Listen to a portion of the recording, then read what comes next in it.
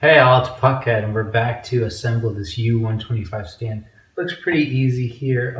I've just got my it's a box set of Craftsman tools here, so I just got a couple socket wrenches I'm going to need. Looks like everything is 17 millimeter in size, so I just put one of those in each. So yeah, just get to it. That's pretty good. I guess a lot of people too are intimidated when they see something like this that says assembly required. So hopefully by us going through the steps of this today, it'll take some of that fear away from you. And then if you want a product like this, maybe you're a young woman just starting out, a little scared to do some of the stuff on yourself. But if you see us do it today, maybe then you'll have the confidence necessary to just kind of go up, do this on your own, and kind of impress some of the family and friends. So it looks like it's just a cross member here. I don't even know if this thing comes with instructions. I didn't see it when I opened it. I looked through everything, so I'm assuming it does not. Just gonna kind of line up these bolts here, and I understand that watching a video like this can be a little tedious. Oops. This is why we did all these videos independently. Like, if you want to watch this assembly, awesome. If this is too boring for you, I totally get that. Like, I wouldn't want to sit here and watch me put this together. But there's some people that's going to want to see everything. So I'm not claiming to have any special skills here while I do this, but there's just some people that are going to want to see the whole process. Some analytical people. I'm an engineer.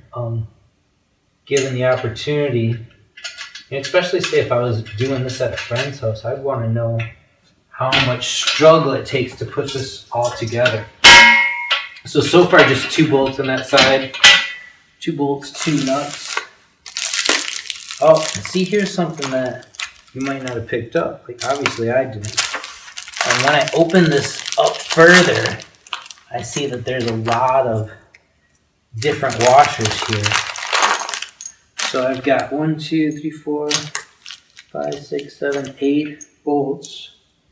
And it looks like more, probably about 16 washers. So now I know to go back and put a washer on each bolt, something you might not have known. So with this, there's usually a rough side of the washer. I always put the rough side of the washer against the bolt, leaving the smooth side to go against your equipment. So I'll just redo this. Kind of hard to make something like this real entertaining, and I get that. But again, you're only here if you had questions about how to put this together, something you're not sure of. So I don't necessarily expect everybody to get all the way through the video. In fact, I'm going to go back and do that last.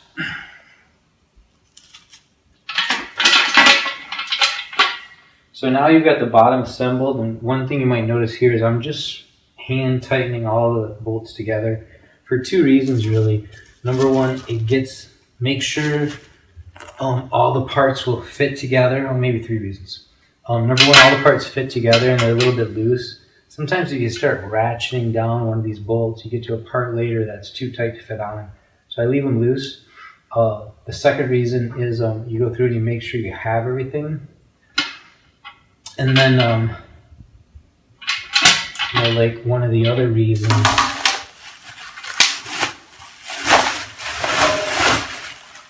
is just kind of the process. It's a little quicker to get going and get started. And you come back and make everything up to specifications later on. Alright, so another 4 bolts here. This obviously serves as your place to put your weights, and it serves as the top cross member to strengthen this whole little stand here.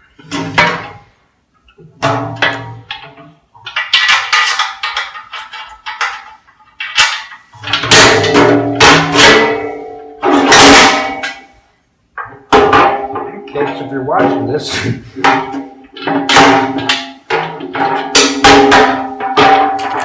Like, I'm used to putting a lot of the stuff together, and this right here is a little bit awkward to work with. You gotta put that bolt through there and then find the hole.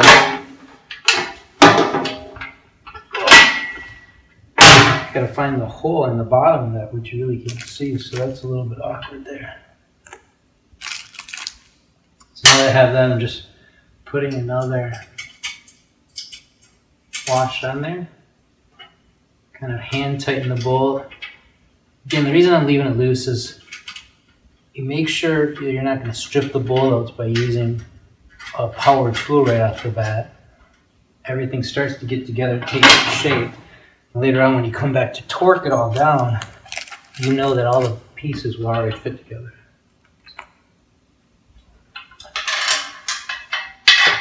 I'm a little bit anal, analytical when it comes to assembling stuff like this. So one of the things I'm taking notice of is if all the bolt heads are facing out or all the nuts are facing out. I'm doing it so all the bolts are facing out. You know, if that's kind of personal preference, you're more than welcome to do it the other way if you see fit there. And again, just by doing everything hand tight, everything's together now. I don't even have all the bolts in.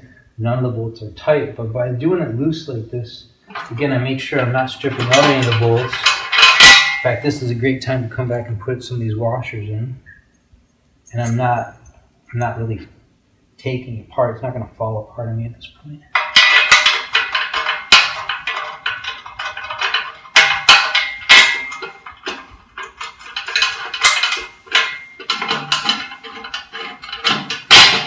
You know, I think a lot of people, if you're excited about getting your set of weights, but then you watch a video like this with the assembly and you're like, oh my God, I don't have tools.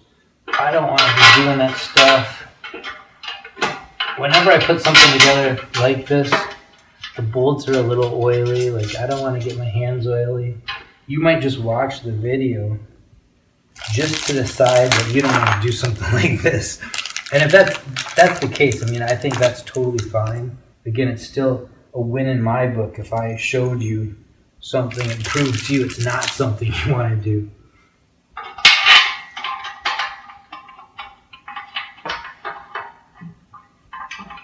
I think anybody that's assembled this kind of stuff in the past can relate to me here, especially when you're threading a bolt like this through a hole.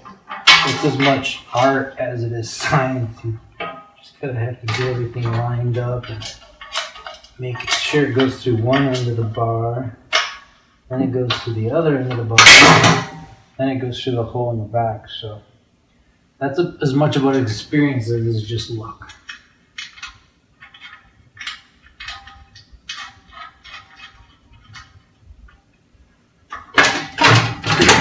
Alright, so just one more bolt left. 2 more washers. It's always a good feeling when you put this all together and you realize there's no extra parts. Because you're like, oh, I used everything. It must be done right. And if I was a company like this, I'd throw a bunch of extra parts in so that you wouldn't have to send out parts later if something gets lost. So there, that's everything is installed and tight on that. Now it's just kind of ratcheting stuff together. I really like this set of craftsman weights, tools. I've used different tools all my life. But it's really nice to have something like this. You can put everything all together in one same place. These are ratcheting wrenches, which makes it a little bit nicer and easier if you can't sometimes fit something in a tight space like back here underneath. So this part's really easy. Now that you know everything is going to fit together, and you can kind of just go back and tighten everything up to a torque. With something like this, these bars are all hollow, and so as soon as you see the bar starting to deform,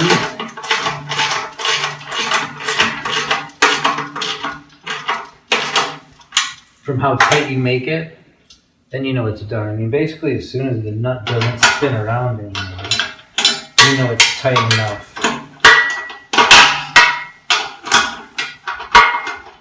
to hold.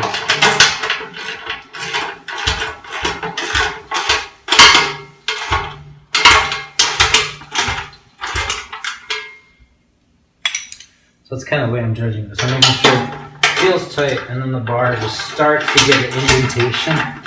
And I know this thing's not going to move around.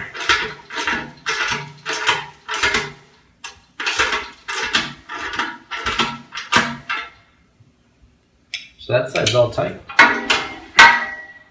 Come over here and do the same thing. I'm just putting the open end of the box wrench on the back because it's kind of tight back there. Making sure that's hand tight so I'm not screwing up the threads. To be honest, I have more wrench here than I need. I don't need that much torque.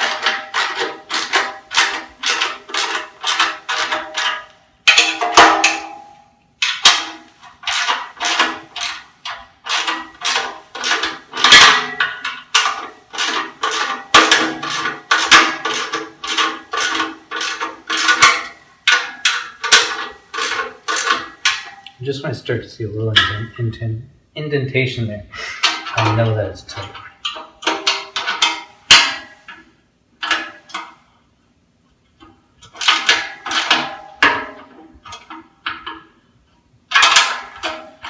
This one I've got a little bit more room. So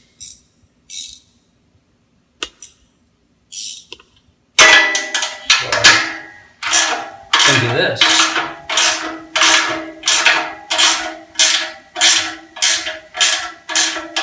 Allows me to ratchet both sides. The little process goes a little bit quicker.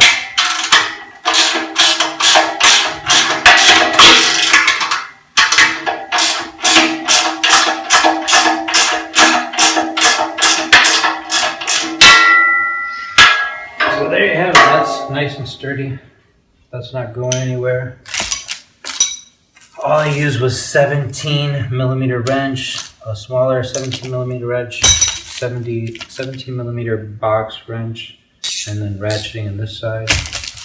These are just the stickers and kind of traction for your weight stand. One of these is going to go there. The other one's going to go there. Got two extra ones. So one's here, one's for the bottom of there, one's for the bottom of there. So you could cut it off right there if you want, or watch me go ahead and go through the agony of trying to get all these stickers to line up correctly. This one's kind of long, so I just popped out the first plastic here. So I got enough room for the sticker to fit in. And I consider myself kind of a grunt, kind of a manual kind of guy, not a guy that likes to make stuff pretty. If I'm going to work on a car, I want to do the engine, I don't want to do the paint. So stuff like this stresses me out trying to get it pretty. So if a dumb grunt like me can do this and still make it work, somebody that pays closer attention to detail, it should be easy for. That's a big sticker there. I'm just trying to make sure the bottom here is aligned first. There's a lot of room on play on these. The thing of this is just making sure you're not kind of screwing up the metal when you lift these heavy weights over and over. That doesn't have to be perfect, just you want to cover the area.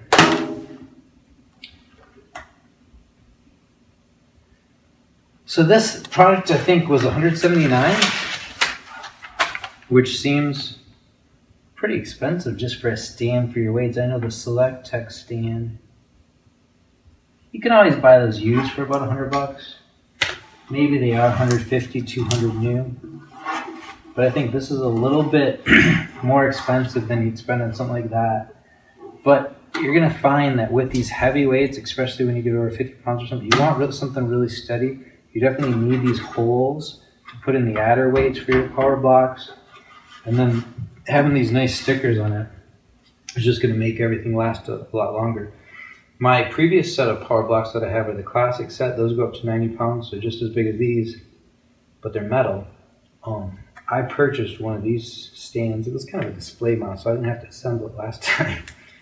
But there's never been anything wrong with that. None of these stickers have come off. So again, I'm not going to try to seem biased here, but you know, everything here is American made. So it wasn't like shipped out to the cheapest manufacturer. You know, PowerBlock, I would say it's kind of like the Apple of adjustable weights. It might not be exactly the cheapest, but they're good, hard weights that you can kind of depend on without a lot of nitpicky things going wrong. So there you have it. I mean, that wasn't too bad. I'm not sure the timing of that video. Hopefully it wasn't too long for you, and a lot of people probably cut out when you needed to. I'm just trying to show you how to get it done, but we got it stable. It's all set and ready for weights. Maybe the next thing we'll do is add the kettlebell attachment here in the back. So if you want to see that, just click on that video.